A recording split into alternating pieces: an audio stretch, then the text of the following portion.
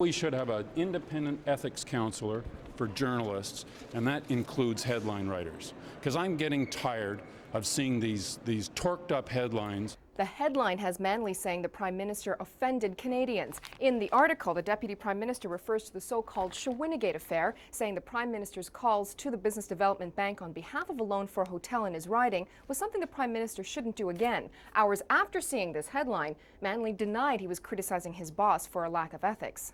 I didn't say Canadians. I said it offended some people. Some of them are standing right around here.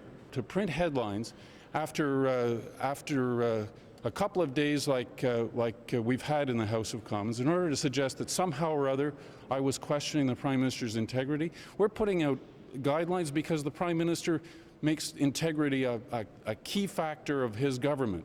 Mr. Chretien, do you think Mr. Manley unduly criticized you? Having just arrived from an overseas trip and heading into a national caucus meeting, the Prime Minister denied he was dissed by his deputy over the Shawinigate affair. There were demands the Prime Minister resign when it was revealed he owned shares in the golf course attached to the hotel, a hotel seeking a loan from a Crown corporation. The Shawinigate file is far from closed.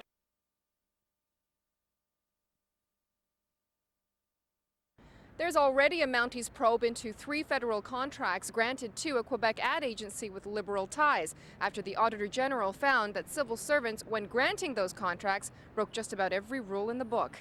In Ottawa, I'm Vivian Lee, City Pulse. In Ottawa, Vivian Lee, City Pulse tonight. On Parliament Hill, I'm Vivian Lee for Cable Pulse 24.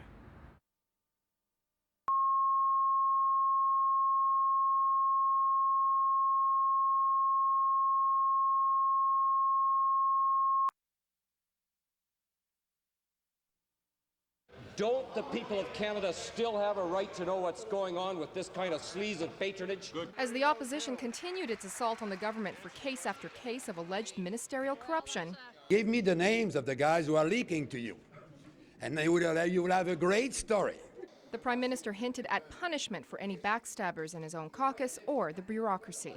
You gotta love fights, you know, and I would like to have the name of the people who are, you know, double-crossing the rest of the caucus and the cabinet. I think it reflects far more the state of mind of a Prime Minister under siege.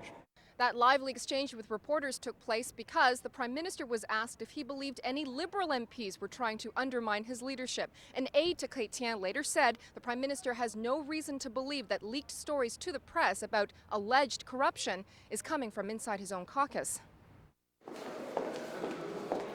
Those leaks led to Art Eggleton's demise as Defence Minister, Don Boudreau's demotion from Public Works Minister, and a bevy of accusations of political interference and cronyism aimed at other cabinet figures. Wednesday night in Halifax, Chretien's predecessor Brian Mulroney called the Liberal government squalid. I've been called worse name by better people. In the political background, there is an unofficial leadership campaign happening, with the Ministers of Finance, Health, Heritage, and the Deputy PM touted as possible candidates. In the meantime, some Liberal backbenchers are concerned about how Chretien is handling the corruption charges, and the RCMP continues its investigations into how the feds have awarded key contracts to companies with Liberal ties. In Ottawa, I'm Vivian Lee, City Pulse.